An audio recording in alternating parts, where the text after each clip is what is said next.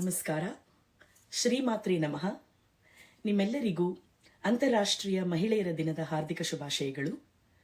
ಇಂದು ಈ ಸಂದರ್ಭದಲ್ಲಿ ನಾವು ನಮ್ಮೆಲ್ಲರ ತಾಯಿಯಾದ ಆ ಜಗನ್ಮಾತೆಯ ದಿವ್ಯ ಸಹಸ್ರನಾಮದ ಚರ್ಚೆನ ಮುಂದುವರಿಸೋದ್ರಲ್ಲಿ ನನಗೆ ತುಂಬ ಸಂತೋಷ. ಇಲ್ಲಿ ತನಕ ನಾವು 9 ನಾಮಗಳನ್ನು ನೋಡಿದ್ದೀವಿ. ಶ್ರೀಮಾತಾ, ಶ್ರೀ ಮಹಾರಾಜ್ಞಿ, ಶ್ರೀಮತ್ ಸಿಂಹಾಸನೇಶ್ವರಿ, ಚಿದಗ್ನಿಕುಂಡ ಸಂಭೂತ, ದೇವಕಾರ್ಯ ಸಮುದ್ಯತ, ಉದ್ಯದ್ಭಾನು ಸಹಸ್ರಾಭ, ಚತುರ್ಬಾಹು ಸಮನ್ವಿತ, ರಾಗಸ್ವರೂಪ ಪಾಷಾಢ್ಯ, ಕ್ರೋಧಾಕಾರಾಂಕುಶೋಜ್ವಲ. ಇವತ್ತು ನಾವು 10ನೇ ನಾಮ ಮನೋರೂಪೇಕ್ಷು ಕೋದಂಡ, 11ನೇ ನಾಮ ಪಂಚತನ್ಮಾತ್ರ ಸಾಯಕ, ಆಮೇಲೆ 12ನೇ ನಾಮ ನಿಜಾರುಣ ಪ್ರಭಾಪೂರ ಮಜ್ಜದ್ ಬ್ರಹ್ಮಾಂಡ ಮಂಡಲ. ಈ 3 ನಾಮಗಳನ್ನ ನೋಡೋಣ. ದೇವಿಗೆ 4 ಕೈಗಳಿವೆ ಅಂತ ನಾವು ಮಾತಾಡಿದ್ವಿ. ಮೇಲ್ಗಡೆ ಇರುವ 2 ಕೈಗಳಲ್ಲಿ ಪಾಶ ಮತ್ತೆ ಅಂಕುಶವನ್ನ ಹಿಡ್ಕೊಂಡಿದ್ದಾಳೆ. ಅಪ್ಪರ್ ಲೆಫ್ಟ್ ಹ್ಯಾಂಡ್ ಅಲ್ಲಿ ಪಾಶವಿದೆ, ಅದು ರಾಗ ಅಂದರೆ ಆಸೆ ಅಥವಾ ಮೋಹವನ್ನ ಸೂಚಿಸುತ್ತೆ. ಅಪ್ಪರ್ ರೈಟ್ ಹ್ಯಾಂಡ್ ಅಲ್ಲಿ ಅಂಕುಶವನ್ನು ಹಿಡ್ಕೊಂಡಿದ್ದಾಳೆ, ಅದು ನಮ್ಮ ಕೋಪ, ನಮ್ಮ ದ್ವೇಷ, ಅದರ ಪ್ರತೀಕವಾಗಿದೆ. ಕೆಳಗಡೆ ಇರುವ 2 ಕೈಗಳಲ್ಲಿ ಎಡಗೈಯಲ್ಲಿ ಬಿಲ್ಲನ್ನ ಹಿಡ್ಕೊಂಡಿದ್ದಾಳೆ, ಬಲಗೈಯಲ್ಲಿ 5 ಬಾಣಗಳನ್ನ ಹಿಡ್ಕೊಂಡಿದ್ದಾಳೆ. ಮನೋ ರೂಪ ಇಕ್ಷು ಕೋದಂಡ, ನಮ್ಮ ಮನಸ್ಸಿನ ಪ್ರತೀಕವಾದ ಇಕ್ಷು ಅಂದರೆ ಕಬ್ಬು, ಶುಗರ್ ಕೇನ್, ಅದರಿಂದಾಗಿರುವ ಒಂದು ಬಿಲ್ಲನ್ನ, ಒಂದು ಧನುಸ್ಸನ್ನ ತನ್ನ ಕೈಯಲ್ಲಿ ಹಿಡ್ಕೊಂಡಿದ್ದಾಳೆ. ಇದು ಸಂಕಲ್ಪ ಮತ್ತೆ ವಿಕಲ್ಪ ಅಂದರೆ ನಿಶ್ಚಯ ಮತ್ತೆ ಸಂಶಯ ಇವೆರಡರ ಮಧ್ಯದಲ್ಲಿ ಓಲಾಡುವ ಮನಸ್ಸಿನ ದ್ವಂದ್ವ ಸ್ವಭಾವದ ಮೇಲೆ ಇರುವ ಅವಳ ನಿಯಂತ್ರಣವನ್ನ ಪ್ರತಿಬಿಂಬಿಸುತ್ತೆ.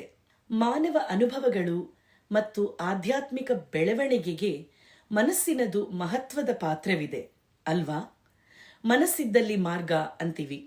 ಆ ಮಾರ್ಗ ಸರಿಯಾದದಾಗಿರಬಹುದು, ತಪ್ಪಾದದ್ದು ಆಗಿರಬಹುದು. ಮನಸ್ಸನ್ನ ಕಬ್ಬಿಗೆ ಯಾಕೆ ಹೋಲಿಸಿದ್ದಾರೆ? ಒಂದು ಕಬ್ಬಿನಿಂದ ನೀವು ಸಿಹಿನ ಪಡ್ಕೋಬೇಕು ಅಂತಂದ್ರೆ ಅದು ಒಂದು ಬಾಳೆಹಣ್ಣು ಅಥವಾ ಮಾವಿನ ಹಣ್ಣು ತಿಂದಷ್ಟು ಸುಲಭ ಅಲ್ಲ. ಮೊದಲು ಕಬ್ಬನ್ನ ಪೀಸಾಗಿ ಕಟ್ ಮಾಡಬೇಕು, ಅದು ಈಸಿ ಅಲ್ಲ. ಆಮೇಲೆ ಆ ಒಂದೊಂದು ಪೀಸಿಂದಾನು ಆ ಟಫ್ ಆಗಿರೋ ಗಟ್ಟಿಯಾಗಿರೋ ಸ್ಕಿನ್ನ ನೀವು ಬೇರೆ ಮಾಡಬೇಕು. ಆಮೇಲೆ ನಿಮ್ಮ ಹಲ್ಲು ಗಟ್ಮುಟ್ಟಾಗಿದ್ರೆ ನೀವು ಆ ಕಬ್ಬನ್ನ ಚೆನ್ನಾಗಿ ಕಚ್ಚಿ ಅಗದು ಜುರ್ರದಾಗ ಆ ಸಿಹಿಯಾದ ಜ್ಯೂಸ್ ನಿಮ್ಮ ಬಾಯಲ್ಲಿ ಸಿಗುತ್ತೆ. ಅಥವಾ ನೀವೊಂದು ಶುಗರ್ ಕೇನ್ ಕ್ರಷ್ ಮಾಡೋ ಮಿಲ್, ಒಂದು ಮೆಷಿನಲ್ಲಿ ಮೋಟರ್ ಇಟ್ಕೊಂಡು ಎಲೆಕ್ಟ್ರಿಸಿಟಿಯಿಂದ ಅಥವಾ ನೀವು ಮ್ಯಾನ್ಯುಯಲ್ ಆಗಿ ಕ್ರ್ಯಾಂಕ್ ಮಾಡಿ ಆ ಜ್ಯೂಸನ್ನ ತೆಗಿಬೇಕಾಗತ್ತೆ. ಸೊ ಅದಕ್ಕೆ ಒಂದಷ್ಟು ಎಫರ್ಟ್ ಹಾಕಬೇಕು ನೀವು. ಅದೇ ರೀತಿಯಲ್ಲಿ ನಿಯಂತ್ರಿತ ಮತ್ತು ಏಕಾಗ್ರ ಮನಸ್ಸಿನಿಂದ ಅಂದರೆ ವಿತ್ ಡಿಸಿಪ್ಲಿನ್ ಅಂಡ್ ಫೋಕಸ್ ನಾವು ಆ ಆಧ್ಯಾತ್ಮಿಕ ಸತ್ಯದ ಸಿಹಿತನವನ್ನ ನಮ್ಮ ಮನಸ್ಸಿನಿಂದ ಪಡ್ಕೋಬಹುದು. ಮನಸ್ಸು ಸ್ವಭಾವತಃ ಚಂಚಲ, ಅಶಾಂತಿಯಿಂದ ಅಲೆದಾಡ್ತಾ ನಿರಂತರವಾಗಿ ಯಾವುದನ್ನೂ ಹುಡುಕ್ತಾನೇ ಇರುತ್ತೆ. ಬಾಹ್ಯ ಸುಖಗಳ ಹಿಂದೆ ಓಡ್ತಾನೆ ಇರುತ್ತೆ. ಯಾವಾಗಲೂ ತನ್ನನ್ನ ಬೇರೆಯವ್ರ ಜೊತೆ ಹೋಲಿಸ್ಕೊಂಡು ತನ್ನಲ್ಲಿ ಯಾವುದು ಇಲ್ಲವೋ ಅದರ ಮೇಲೇನೆ ಕಣ್ಣಿಟ್ಟಿರುತ್ತೆ. ಯಾವಾಗಲೂ ಸುಖವನ್ನೇ ಬಯಸುತ್ತೆ. ಇದರಿಂದ ಆತ್ಮವನ್ನ ಆಸೆ ಮತ್ತೆ ಅಸಮಾಧಾನದ ಈ ಚಕ್ರಗಳಲ್ಲಿ ಸಿಕ್ಕಾಕ್ಸ್ತಾನೆ ಇರುತ್ತೆ. A vicious cycle of desire and dissatisfaction. ಯಾವುದೋ ಒಂದು ವಿಷಯದ ಮೇಲೆ ಆಸೆ, ಅತಿಯಾದ ಆಸೆ, ಅದಕ್ಕೋಸ್ಕರ ಹಂಬಲಿಸ್ತಾನೆ ಇರ್ತೀವಿ. ಅದು ಸಿಗೋ ತನಕ ಸಮಾಧಾನ ಇಲ್ಲ. ಆದರೆ ಅದು ಒಂದ್ಸತಿ ಸಿಕ್ಬಿಟ್ಟ ಮೇಲೆ ಏನೋ ಒಂಥರ ಅಸಮಾಧಾನ, ಮತ್ತೆ ಒಂದು ವಿಚಿತ್ರ ತವಕ, ಮತ್ತೆ ಇನ್ನೊಂದು ವಿಷಯದ ಮೇಲೆ ಆಸೆ. ಹೀಗೆ ಏನೇ ದೊರಕಿದ್ರೂ ಆ ನಿತ್ಯವಾದ ನಿರಂತರವಾದ ಸಂತೋಷ ಮಾತ್ರ ಅದರಿಂದ ಸಿಗೋದಿಲ್ಲ. ಮನಸ್ಸಿಗೆ ಸ್ಪಷ್ಟತೆ ಮತ್ತೆ ನಿಜವಾದ ಶಾಶ್ವತವಾದ ಸುಖವನ್ನ ಕಂಡುಕೊಳ್ಳೋದಿಕ್ಕೆ ಶಿಸ್ತಿನ ಮಾರ್ಗದರ್ಶನದ ಅಗತ್ಯವಿದೆ. ನಾವು ನಮ್ಮ ಮನಸ್ಸನ್ನ ಲಲಿತಾ ತ್ರಿಪುರ ಸುಂದರಿಯ ಕೈಗಳಲ್ಲಿ ಕೊಟ್ಬಿಟ್ರೆ ಅವಳ ನಿಯಂತ್ರಣ ಮತ್ತೆ ನಿರ್ದೇಶನದಲ್ಲಿ ನಮ್ಮ ಬೆಳವಣಿಗೆ ಮತ್ತೆ ಬದಲಾವಣೆಗೆ ಅದು ಒಂದು ದೈವಿಕ ಸಾಧನವಾಗುತ್ತೆ. ಸದಾ ಅಲೆದಾಡೋ ಮನಸ್ಸಿಗೆ ಮಾರ್ಗದರ್ಶನ ನೀಡಿ ಶಿಸ್ತು ತರುವುದೇ ಅವಳ ಕ್ರಿಯಾಶಕ್ತಿ. ತಾಯಿ ನಮ್ಮ ಗಮನವನ್ನ ಒಳಗೆ ಕೇಂದ್ರೀಕರಿಸಿ, ಅಂದರೆ ನಮ್ಮ ಮನಸ್ಸನ್ನ ಒಳಮುಖವಾಗಿ ಮಾಡಿ ನಮ್ಮ ಆತ್ಮ ಜಾಗೃತಿ, ಸೆಲ್ಫ್ ಅವೇರ್ನೆಸ್ ಅನ್ನ ವೃದ್ಧಿ ಮಾಡಿ ನಮಗೆ ಮಾರ್ಗದರ್ಶನ ನೀಡಿ ನಮ್ಮ ಈ ತಾತ್ಕಾಲಿಕ ತೃಪ್ತಿಗಳನ್ನು, ಈ ಕ್ಷಣಿಕ ಕ್ಷುಲ್ಲಕ ಸಂತೋಷಗಳನ್ನು ಮೀರಿ ನಿಜವಾದ ಸ್ಥಿರವಾದ ಆನಂದವನ್ನು, ಆಂತರಿಕ ಶಾಂತಿಯನ್ನು ಕಂಡುಕೊಳ್ಳೋದಿಕ್ಕೆ ಸಾಧ್ಯ ಮಾಡ್ತಾಳೆ. ಅವಳ ಕೃಪೆಯಿಂದ ಅಶಾಂತಿ, ಮನಸ್ಸಿನ ವ್ಯಾಕುಲತೆಗಳಿಂದ ಹೊರಬಂದು ಈ ಬೇಡದೇ ಇರೋ ಕೋಪ, ದ್ವೇಷ, ಚಿಂತೆ, ಭಯ ಇವನ್ನೆಲ್ಲ ಹೋಗಲಾಡಿಸಿ ಒಳ್ಳೆಯ ಜ್ಞಾನದ ಬೆಳಕು ತುಂಬಿರುವ ಮಾರ್ಗದಲ್ಲಿ ನಮ್ಮನ್ನು ಸುಗಮವಾಗಿ ಕರ್ಕೊಂಡು ಹೋಗ್ಬಿಡ್ತಾಳೆ. ಮನಸ್ಸನ್ನು ಕಂಟ್ರೋಲ್ ಮಾಡೋದು ಎಷ್ಟು ಕಷ್ಟ ಅಂತ ನಮ್ಮೆಲ್ಲರಿಗೂ ಗೊತ್ತು. ಎಕ್ಸಾಮ್ಗೆ ಓದಬೇಕು ಅಂತ ಕೂತ್ಕೊಳ್ತೀವಿ, ಏನೇನೋ ಯೋಚನೆಗಳು ಬರುತ್ತೆ. ದೇವಸ್ಥಾನದಲ್ಲಿ ದೇವ್ರ ಮುಂದೆ ದರ್ಶನಕ್ಕೋಸ್ಕರ ನಿಂತಿರ್ತೀವಿ, ಯಾರ್ದೋ ಬ್ಲೌಸ್ ನೋಡಿ ಈ ಡಿಸೈನ್ ಚೆನ್ನಾಗಿದೆಯಲ್ಲ ಅಂತ ನಮಗನ್ನಿಸ್ಬಿಡುತ್ತೆ. ಮನಸ್ಸನ್ನು ಹತೋಟಿಗೆ ತರೋದು ಎಷ್ಟು ಕಷ್ಟ ಅಂತ ವಿವೇಕಾನಂದರು ತುಂಬ ಚೆನ್ನಾಗಿ ವರ್ಣನೆ ಮಾಡಿದ್ದಾರೆ. ಒಂದು ಕೋತಿ ಅಂದರೆ ಅದು ಮೊದಲೇ ಒಂದು ಕಡೆ ಕೂತ್ಕೊಳ್ಳಲ್ಲ, ಕೊಂಬೆಯಿಂದ ಕೊಂಬೆಗೆ ಹಾರ್ತಾ ಇರುತ್ತೆ. ಅಂಥ ಕೋತಿ ಹೆಂಡ ಕುಡಿದ್ಬಿಟ್ಟಿದೆ. ಹೆಂಡ ಕುಡ್ದಿದ್ದು ಮಾತ್ರ ಅಲ್ಲದೆ ಅದಕ್ಕೊಂದು ಚೇಳು ಕಚ್ಬಿಟ್ಟಿದೆ.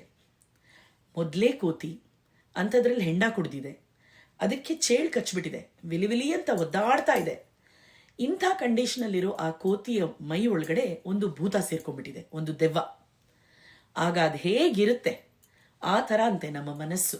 ಇಂತಹ ಮನಸ್ಸನ್ನ ಅವಳು ತನ್ನ ನಿಯಂತ್ರಣಕ್ಕೆ ತಗೊಂಡಾಗ ಆಳವಾದ ಆಧ್ಯಾತ್ಮಿಕ ಬೆಳವಣಿಗೆ ಸಾಧ್ಯ.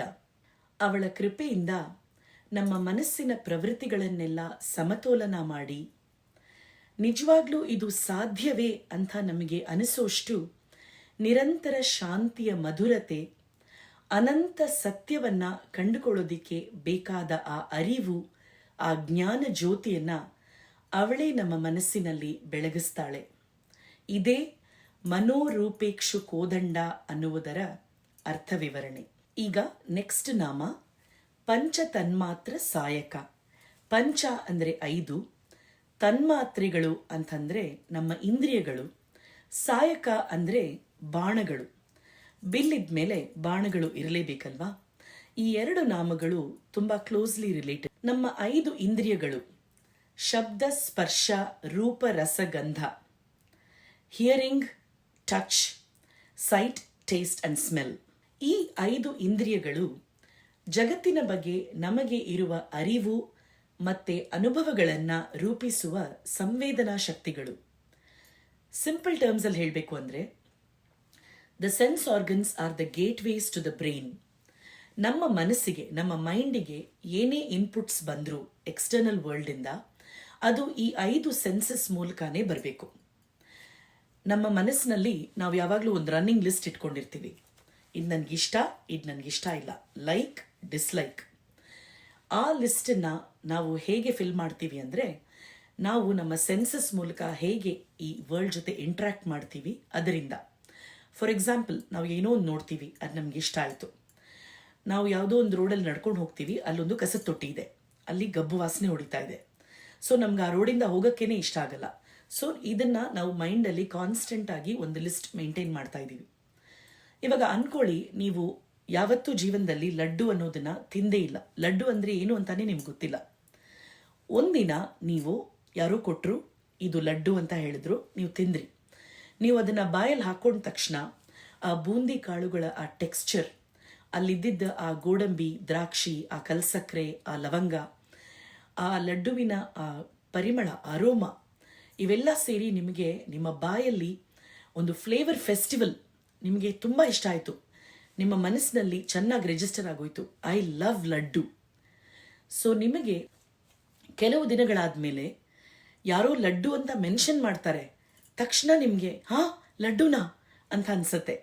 ಅಥವಾ ನೀವು ಲಡ್ಡು ಅಂತ ಬರ್ದಿರೋದನ್ನ ಒಂದು ಪೇಪರಲ್ಲಿ ಓದಿದ್ರೂ ಇಮಿಡಿಯೇಟ್ ಆಗಿ ನಿಮಗೆ ಆ ಲಡ್ಡುವಿನ ಒಂದು ಇಮೇಜ್, ಅದರ ಆ ಪರಿಮಳ, ಅದರ ಆ ಟೇಸ್ಟ್ ಎಲ್ಲ ಜ್ಞಾಪಕಕ್ಕೆ ಬರುತ್ತೆ. ಸೊ ನಮ್ಮ ಸೆನ್ಸಸ್ಸಿಂದಾನೇ ನಮಗೆ ಏನಿಷ್ಟ ಇಲ್ಲ ಅನ್ನೋದನ್ನು ನಾವು ಮ್ಯಾನೇಜ್ ಮಾಡ್ತೀವಿ. ಈ ಸೆನ್ಸಸ್, ಈ ಇಂದ್ರಿಯಗಳು ಯಾವಾಗಲೂ ಪ್ಲೆಷರ್ ಸೀಕಿಂಗ್, ಅದು ಸುಖದ ಹಿಂದೆನೇ ಅಲಿತಾ ಇರುತ್ತೆ.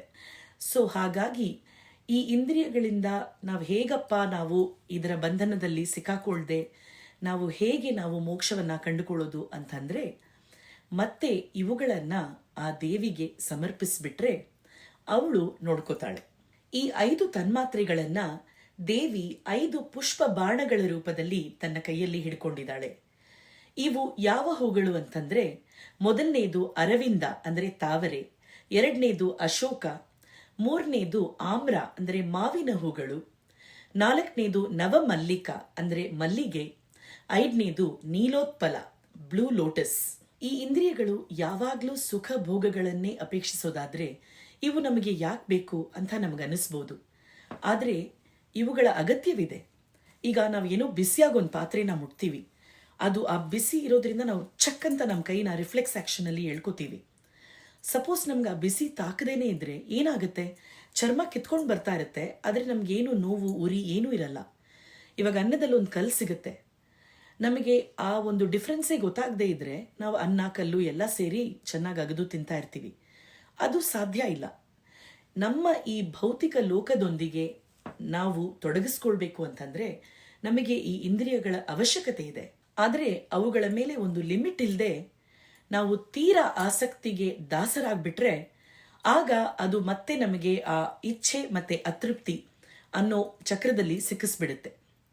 ದೇವಿ ಈ ಬ್ರಹ್ಮಾಂಡವನ್ನ ಸೃಷ್ಟಿ ಮಾಡಿರೋದು ನಾವು ಎಲ್ಲವನ್ನೂ ಅನುಭವಿಸ್ಲಿ, ನಾವು ಎಲ್ಲವನ್ನೂ ಎಂಜಾಯ್ ಮಾಡಲಿ ಅಂತ. ಈ ಬೆಟ್ಟ, ನದಿ, ಸಮುದ್ರ, ಆಕಾಶ, ಪ್ರಾಣಿ ಪಕ್ಷಿಗಳು, ಈ ಸುಂದರವಾದ ಕಾಮನಬಿಲ್ಲು ಇವನ್ನೆಲ್ಲ ದೇವಿ ನಮಗೋಸ್ಕರ ಸೃಷ್ಟಿಸಿದ್ದಾಳೆ. ನಾವು ಏನ್ ನೋಡ್ತೀವಿ, ಏನ್ ಕೇಳ್ತೀವಿ, ಏನ್ ತಿಂತೀವಿ, ಇವೆಲ್ಲ ನಮ್ಮ ಮನಸ್ಸಿಗೆ ಇನ್ಪುಟ್ಸ್ ಆಗಿ ನಮ್ಮ ಯೋಚನೆಗಳು, ನಮ್ಮ ವಿಚಾರಗಳು, ನಮ್ಮ ಅಭಿಪ್ರಾಯಗಳು, ನಮ್ಮ ವ್ಯಕ್ತಿತ್ವವನ್ನೇ ಅದು ಶೇಪ್ ಮಾಡುತ್ತೆ. ಇಂದ್ರಿಯ ನಿಗ್ರಹ, ರಿಸ್ಟ್ರೈಂಟ್ ಆಫ್ ದ ಸೆನ್ಸಸ್ ಅನ್ನೋದು ನಮ್ಮಂಥ ಮನುಷ್ಯರಿಗೆ ಮಾತ್ರ ಅಲ್ಲ, ಋಷಿ ಮುನಿಗಳಿಗೂ ಸಹ ತುಂಬ ಕಷ್ಟವಾದ ವಿಷಯವಾಗಿತ್ತು.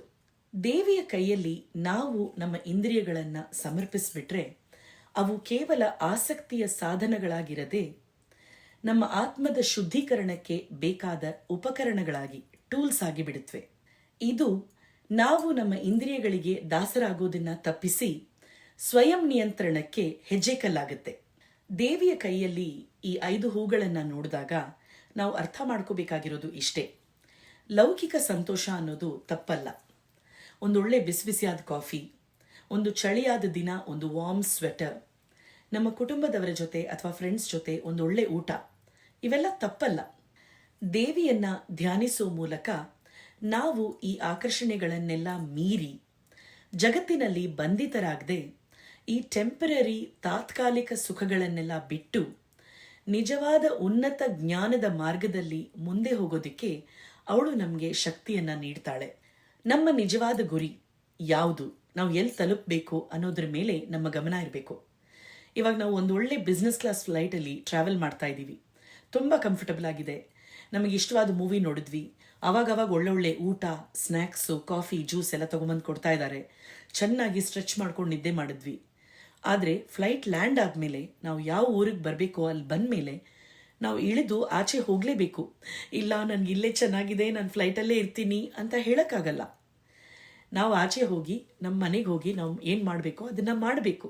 ತಾವರೆ ಎಲೆಯ ಮೇಲಿನ ನೀರಿನ ಹನಿಗಳ ಹಾಗೆ ನಾವು ಈ ಲೋಕದಲ್ಲಿದ್ದು ನಮ್ಮ ಧರ್ಮವನ್ನ ಪಾಲಿಸಿ ಯಾವ ಬಂಧನದಲ್ಲೂ ಸಿಕ್ಕಾಕೊಳ್ಳದೆ ಅವಳ ಕೃಪೆಯಿಂದ ನಿಜವಾದ ಆತ್ಮಸತ್ಯದ ಆ ಪರಮ ಅರಿವನ್ನ ಕಂಡುಕೊಳ್ಬೇಕು, ಅದಕ್ಕೆ ಪ್ರಯತ್ನ ಮಾಡಬೇಕು ಅನ್ನೋದೇ ಈ ನಾಮದ ಅರ್ಥ. 12ನೇ ನಾಮ ನಿಜಾರುಣ ಪ್ರಭಾಪೂರ ಮಜ್ಜದ್ ಬ್ರಹ್ಮಾಂಡ ಮಂಡಲ. ನಿಜ ಅಂದ್ರೆ ತನ್ನದೇ, ಹರ್ ಓನ್.